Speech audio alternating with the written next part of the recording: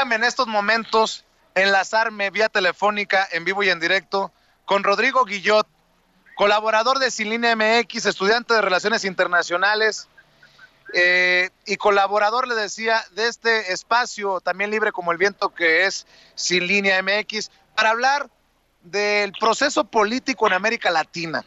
Vimos cómo Macri es derrotado en Argentina. Vimos las manifestaciones sociales en diferentes países de América Latina contra el neoliberalismo. Vimos a un Evo Morales que gana nuevamente las elecciones. Y a ver, mi querido Rodrigo, ¿cómo entiendes esto? ¿Está en crisis el neoliberalismo en América Latina? ¿Cómo estás, Vicente? Mucho gusto saludarles. Pues fíjate que yo no creo que esté en crisis, yo creo que más bien está muerto el proyecto neoliberal.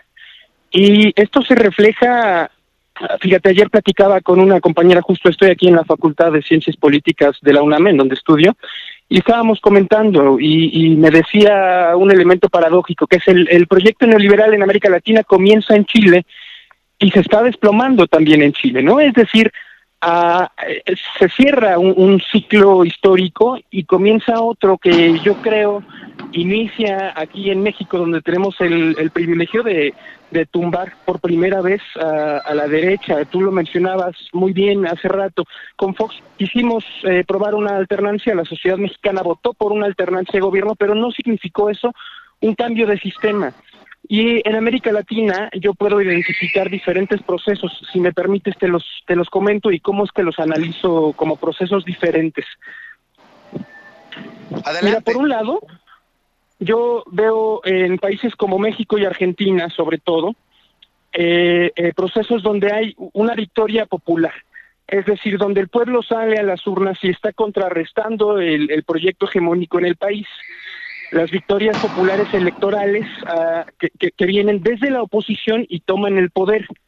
Es diferente lo que sucede en Bolivia y en Venezuela, donde si bien se retiene el poder, sí podemos identificar un momento de crisis de gobierno.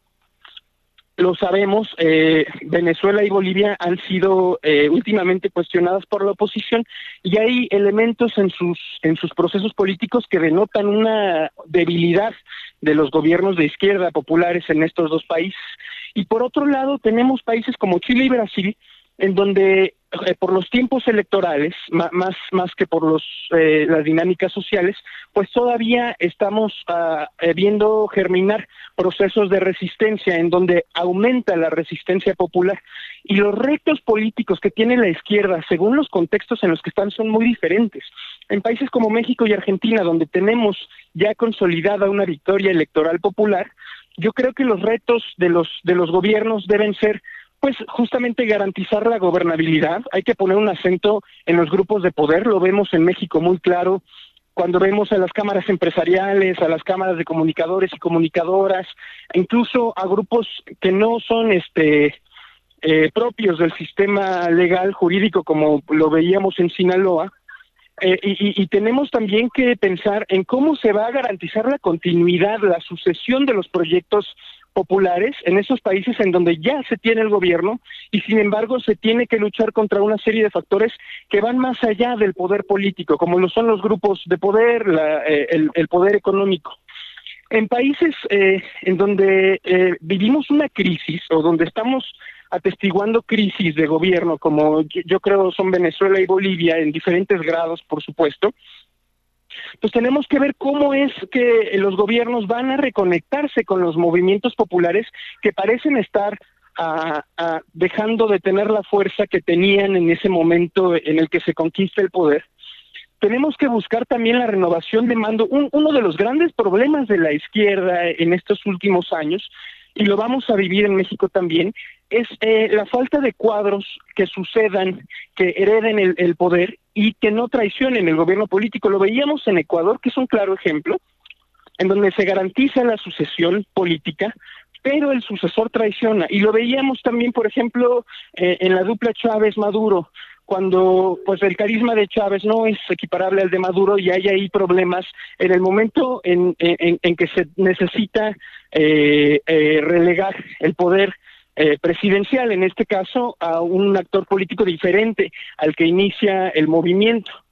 Y pues por supuesto también, sobre todo en estos países en donde estamos viendo crisis de gobierno, pues está la necesidad de establecer una defensa geopolítica, porque tú lo sabes muy bien, las potencias hegemónicas y en específico Estados Unidos pues mantienen intereses muy grandes, muy poderosos y que actúan de forma reaccionaria y violenta, donde lo de menos son las descalificaciones, las mentiras sobre los líderes políticos, sociales, sino que se despliegan violencia en las calles como lo vimos en Venezuela, violencia operada desde Estados Unidos e influenciada ideológica, política y hasta económicamente por aquellos grupos de intereses que están buscando revertir estos procesos democráticos. Chile y Brasil son ahora nuestras grandes esperanzas, porque si bien no se ha conquistado el poder político, sí vemos un claro movimiento de resistencia, porque tanto Piñera, el presidente de Chile, como Jair Bolsonaro, el de Brasil, perdón, han experimentado crisis de gobierno porque han fallado en responder a las necesidades populares. Y entonces es cuando se reactiva el movimiento político y social. Ahí nuestro gran reto va a ser consolidar liderazgos que puedan asumir esta responsabilidad histórica, social, política, y que encaucen esta irritación, esta molestia, esta furia, esta rabia que hemos visto en las calles de Chile, que hemos visto en Brasil en momentos anteriores. Habrá que defender el voto, habrá que preparar los mecanismos de resistencia contra los fraudes electorales, que no van solamente de la manipulación del voto depositado, sino que tienen que ver con los medios de comunicación, las fake news, la difamación a personajes políticos de relevancia popular. Y por supuesto tendremos que presentar proyectos que la gente sienta conexión con ellos. Tendremos que generar propuestas atractivas y determinar qué tan viable es definir el rumbo que cada uno de los líderes políticos, que cada uno de los movimientos sociales políticos defina. Pero sin duda Rodrigo, estamos viendo un regreso de las causas populares y me parece más que evidente, no solo por América Latina, sino por cómo se han acomodado los poderes en el mundo, que el fin del neoliberalismo, Rodrigo, el fin del auge de la globalización moderna capitalista estadounidense, pues está en evidente crisis y yo diría que está muerta. Muy bien, pues te agradecemos, Rodrigo, por tu apoyo, por tu visión. Parece que no nos escuchamos muy bien, que digamos. He estado intentando hacerte algunas preguntas. Te mando un abrazo e invito a las personas que nos están viendo y escuchando a que sigan las colaboraciones de Rodrigo Guillot con los amigos de Sin Línea MX. Recuerde, quiere más información, vaya a la página oficial www.sinlineamx.com, conste que se lo estoy aclarando, y también encuentre el canal de YouTube de Sin Línea MX, que es el oficial en YouTube. Búsquelos en Instagram, en Facebook y en Twitter, sígalos en @sinlineamx. Mi querido Rodrigo, te mando un abrazo, muchas gracias. Muchas gracias, Vicente, estamos en contacto.